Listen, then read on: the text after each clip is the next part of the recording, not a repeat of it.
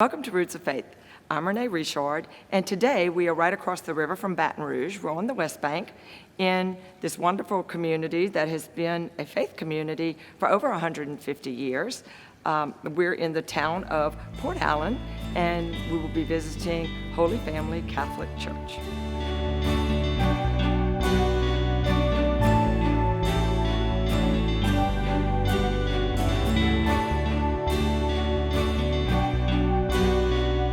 I have as my guest today Father David Allen, pastor of Holy Family Church here in Port Allen.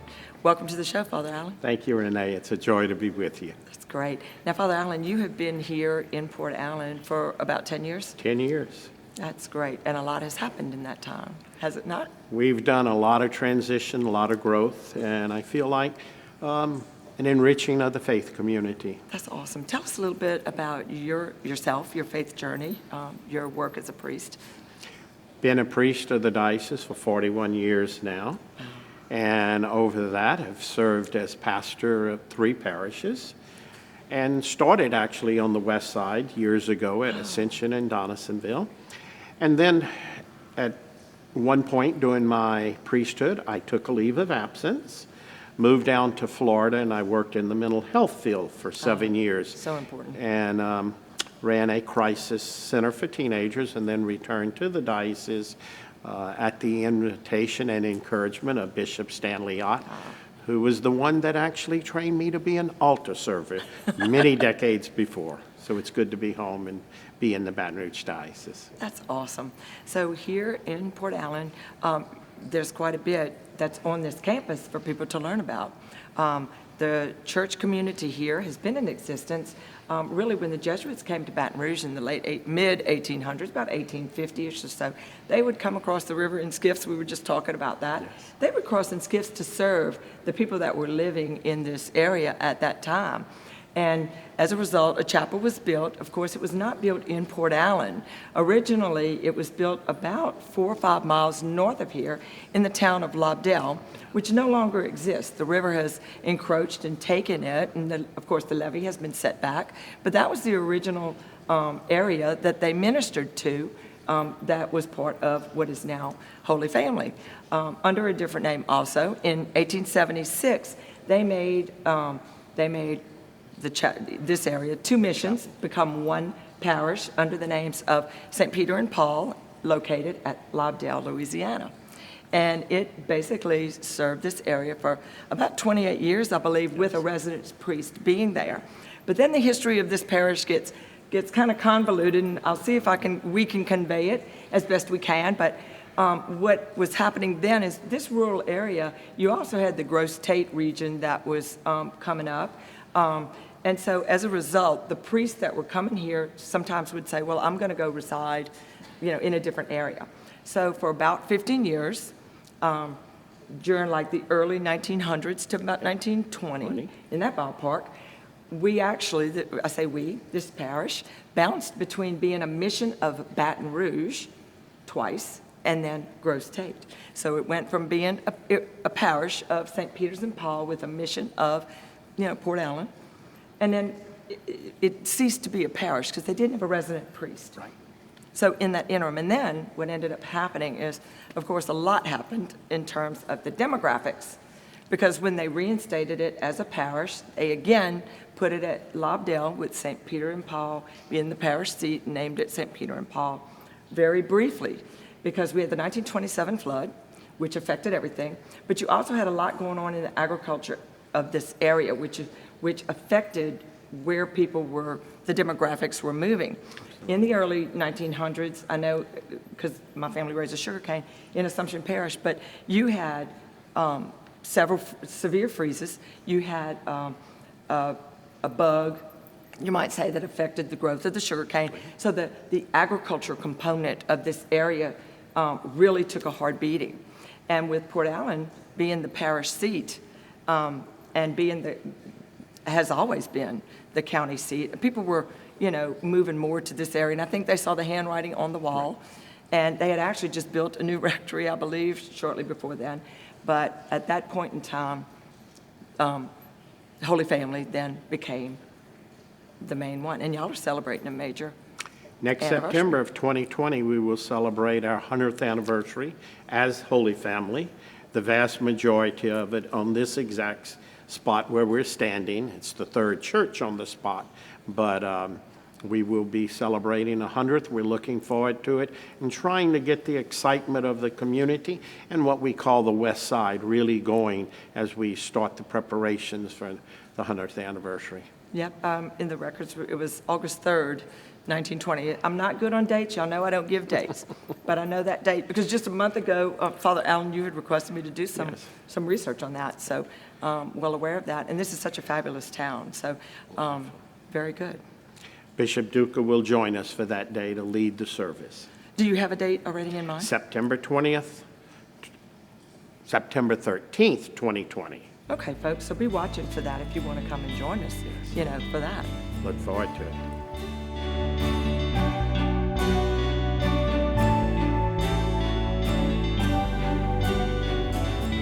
You mentioned just a few minutes ago that this is the third church on this site.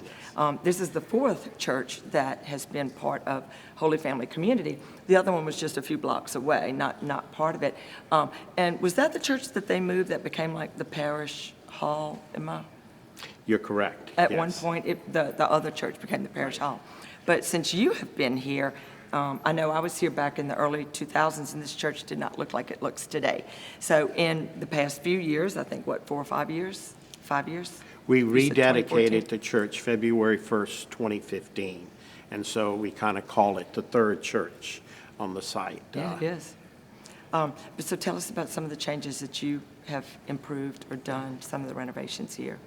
Well, when you're assigned to a parish, you don't know what you're going to face, other than the fact you're going to face a wonderful faith community.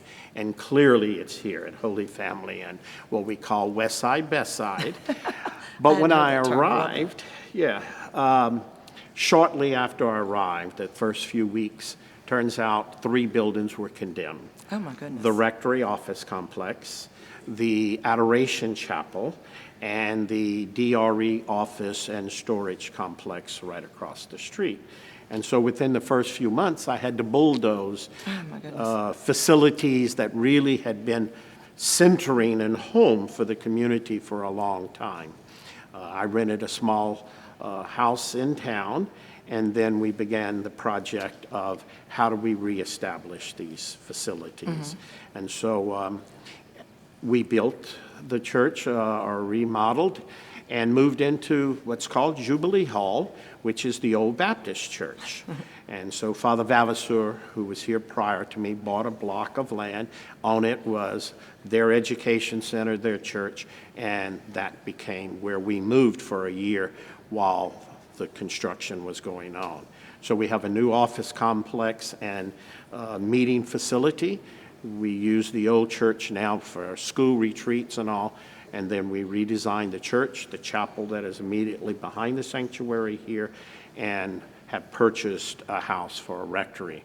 And so it's been a lot of renovations, tearing down, building, but at the same time working on building, again, the faith community that's been here so long, so that the buildings are nice, but it's what you have inside, the people that come, that are critical in making Holy Family the community it is.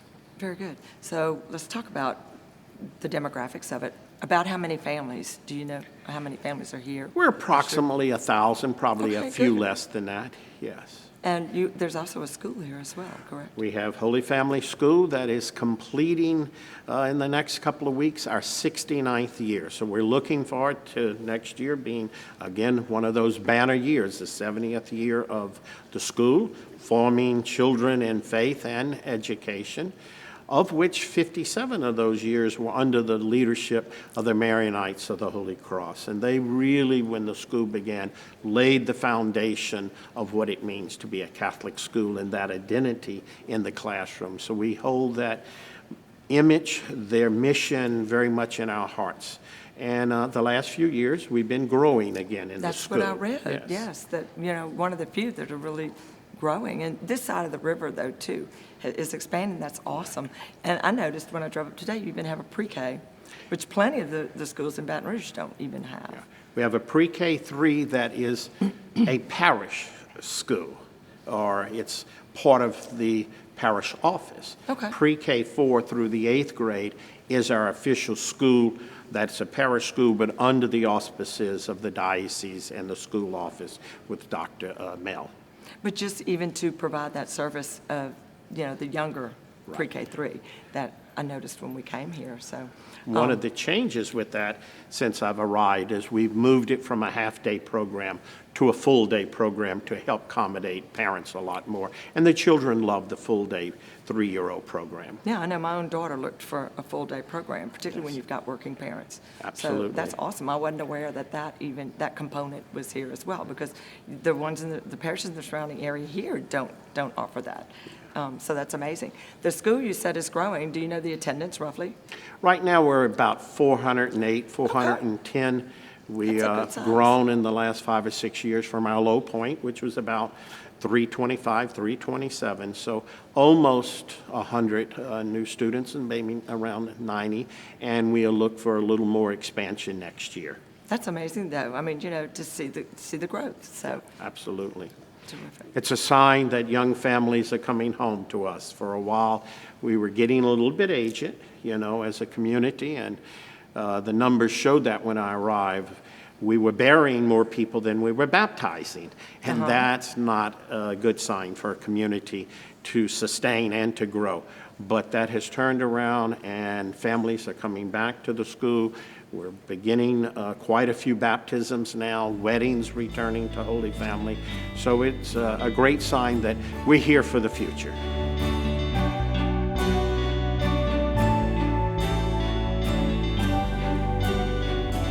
We were just talking on break just a few minutes ago about certain aspects of this parish that make it so different. And, I love being in Port Allen. It has this country feel that you don't get anywhere around. I mean, it's the small blocks and little shops, family-owned shops, and it has that warm feel. But you were telling me that, the proximity to Baton Rouge, that was one of the pluses.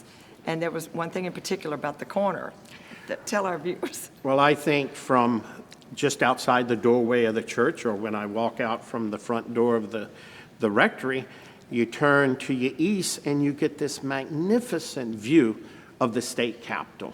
We can see it glow at night, and with a view that you can't get from the east side, And it really is kind of foundational that here we are as faith community on this side, and we look across, and there is the state government, that there needs to be a connection between civil leadership, religious leadership, because together, South Louisiana, Baton Rouge Diocese, really has always had a strong heritage of those being tied together. And of course, the cathedral steeple to our steeple is a mile as the crow flies, as is the state capitol. So it's really a beautiful view and a humbling view to look at the capitol and say that we are family together in this state and in the faith journey of Louisiana. And I think that's a definite draw for people that, work in the city, or that feel drawn to the city life. But to have such a close proximity here and yet have such a warmth that this parish gives. I mean, just walking in, I feel that, and seeing the kids in the school and everything that's there too. And the thing about Port Allen too that may not be as aware is it didn't become the big city. No. It is bustling though. It was a major port. It got its name, Port Allen, named after Henry Watkins Allen, who was a Confederate governor. So it wasn't even named Port Allen until 1864.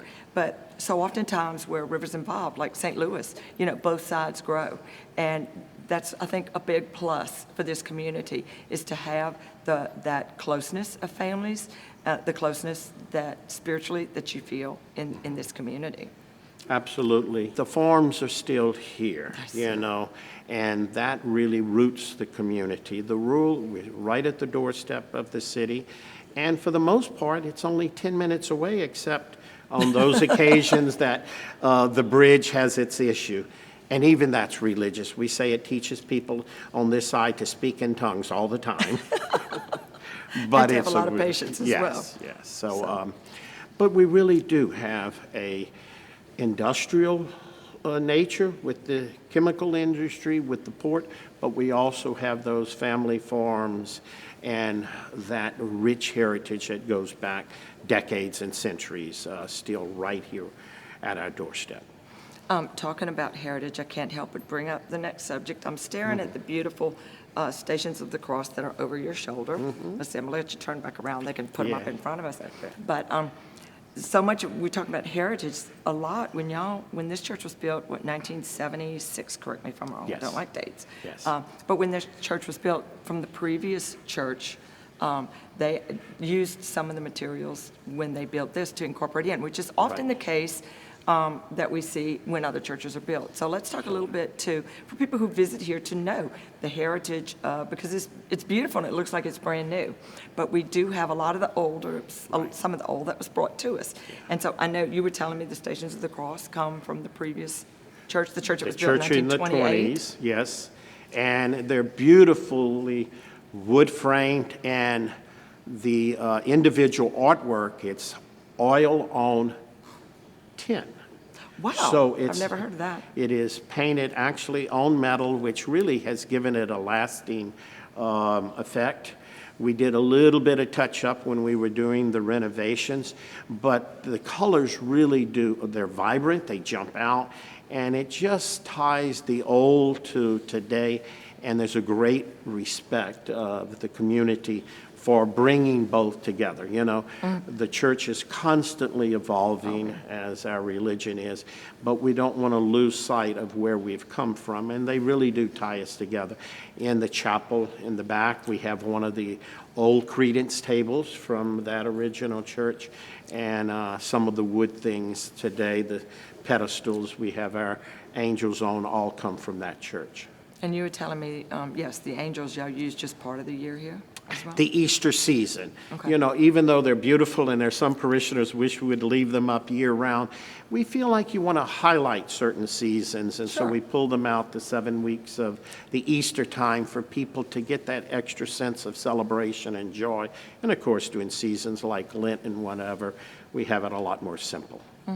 The crucifix that's hanging here, you were telling me was in a previous chapel? The chapel right behind this wall is a small daily chapel, and it hung on the wall there against the back wall. And the one that was hanging here against this back wall is now placed in there. But it wasn't a crucifix. It was a cross with a resurrected Christ on it. And so as the meditation Adoration Chapel today, we have the resurrected Lord on the wall and the cross suspended separately. And we brought this one from the back to really be a symbol that when we're here, we're celebrating the sacrifice of the Mass and the profound love that Easter is about. I give you my life, my last breath, or as we hear in the gospel, it is finished. He's given us all that we need. Now it's for us to be the community to bring it out from here.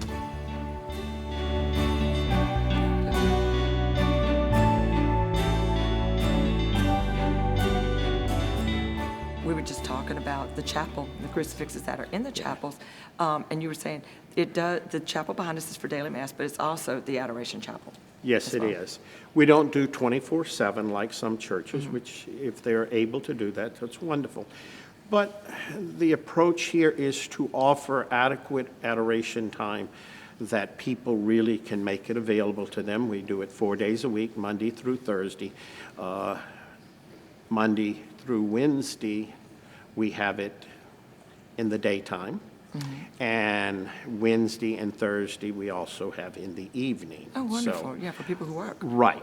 But we cut it off early enough to where people can get home. We can lock it up for security reasons and all. But it has worked out well, and more people attend in a given hour by having less hours available. So we're very pleased with that, and they seem to really like this chapel. The one that we had across the street was functional but much smaller, dimly lit, and since this is a Eucharistic chapel for Mass, it really works well for adoration. Oh, that's awesome. One of the things that has come to mind, or that has come up in the archives when working with the records, is y'all don't have an active cemetery for this parish. Right. Correct? Now, the Lobdell Church at one time had a cemetery, and I've often wondered what happened to it. When I was researching to do this show, reading about that cemetery, and of course we knew the river had taken it, but when we talk about like St. Anne and Morganza, we know that the Corps of Engineers cataloged and labeled every grave, removed them to the current St. Anne and Morganza, and there's paperwork involved with that. But nothing was ever found that we have in our archives indicating the same thing had happened with the Lobdell Cemetery, and I think there was some question about it. But we found out, or I found out in researching this, that there's actually headstones in St. John the Baptist Cemetery with the names of about 10 or 12 people whose names they knew, who were reinterred there, and it mentions, and also others moved here, and it was in February of 1932. So some effort was made to move that cemetery. So that would have been your cemetery at one point in time. But you were just saying that when we were talking about the cemetery on the break, too, municipalities don't often have cemetery. How did you put that? Well, Yeah. in the city, In the it city, is yeah. the 'Cause you have to exception. designate the space. The old parishes in the city, the Cathedral, St. George, and some others have them, but most city parishes do not. We are about the only parish on the west side without its own cemetery. So, but it works well for us. We most use St. John and Beruli, but very often our people go to Baton Rouge, and probably more often than not, it would be Roselawn, because it is the closest, and there is also that Italian connection, since there's a lot of Italian heritage here in Port Allen, and that really started as an Italian cemetery. I didn't realize. So quite a few of our burials would take place there.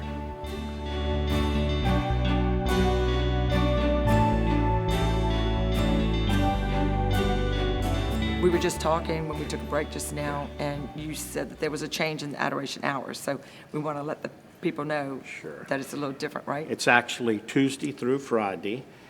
Tuesday and Wednesday are in the evening. Thursday and Fridays are in the morning for adoration. Oh, okay. It still works. I love the fact that you have that evening time for people work, because so oftentimes you don't when you don't have the full 24-hour adoration.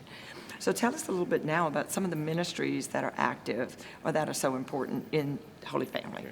Well, of course, all the Eucharistic ministries for the liturgy of the Mass are so important. But we have a large shut-in community, and so we have people that go once or more a week to our many shut-ins, bring them the Eucharist, and just a ministry of visitation. We have a great bereavement committee ministry. Anytime there's a death, we have about 6 or 8 groups. They rotate which ones will make contact with the family, offer prayer. They will offer food and other things for after the service, send prayer cards. And that has really been a powerful ministry of healing and strength. So many that receive the gift then want to join and become a part of it. We have really made a new emphasis on marriage preparation, and we have about 8 couples that help prepare young couples, and sometimes not so young, for the sacrament of marriage, and that is really bringing people That is a home good number, yeah. to celebrating the sacrament here at the church. And you were saying there's an increase of that, of marriages that are coming here now. Absolutely. So that's great. We had a while that we didn't see hardly any here at the church, and now that is really coming home. And of course, the second largest ministry in the parish next to the Eucharist is the school, and we've talked about the school, but that's, 400, almost 500 with staff and all that are part of our faith prayer every day. Well, and an investment in the future of the parish with these kids, and the foundation they're getting. So. Yeah. So we feel like a lot of things are happening to kind of continue the history, but also the growth of the future. It's so nice to see in the neighborhood the young families walking with their children now, and on Easter Sunday, the church was filled to its capacity, and so many young families. So there's really a movement toward the ministry, we need to welcome younger families. That's it. And you were telling me, this church is one of those that is fanned out.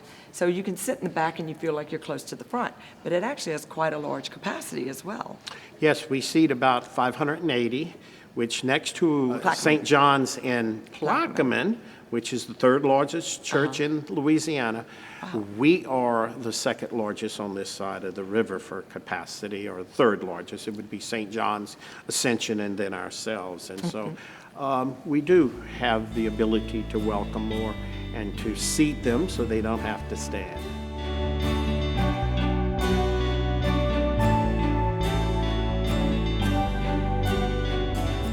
I'm sitting here looking at the baptismal font in the corner of my eye right now over your shoulder. Tell us a little about it.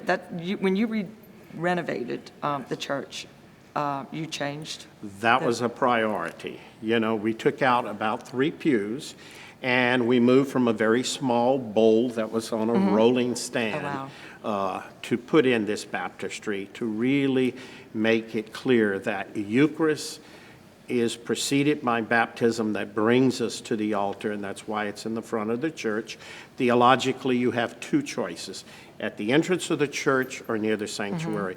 And it really has become a focal point, especially with the increased baptisms, and because it's wonderfully temperatured with a heating element.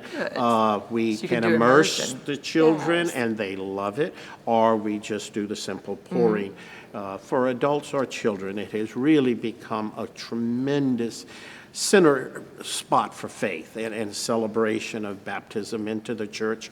Not only the washing away from sin, but also the breathing in, or the washing in of the Holy Spirit to fill us with great joy and excitement.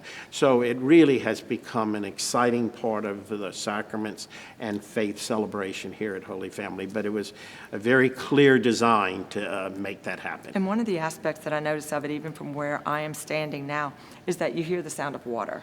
And I think water is so soothing, no matter where. But to hear that trickle, whether it's at Mass or whether it's quiet time here, it probably could be heard from the chapel, perhaps even, because you hear it well. It's really fascinating. Now, I can't really judge. Is it full immersion for adults as well? Is it big or They deep? would stand can into it, stand and in we it? would Okay, pour awesome. over or have them kneel and dip. Dip them down for it. It's only a couple of feet deep, but it really works very, very well. Yes, and it's beautiful sounding. I've been Yes. enjoying it this whole time. Father Allen, thank you. We're out of time. We could keep on going probably half the morning. Thank you for being my guest today. My I've pleasure. enjoyed visiting here, and folks, I hope that you can gather what this parish is about from our show, but you also need to come and visit it. And we did that with our children, and we visited parishes when they were growing up so they could see and feel. And whether you're an adult or a child, that's something good to do. So come visit Holy Family, especially for y'all's celebration coming up in a few months. And again, thank you, and join us again for another episode of Roots of Faith.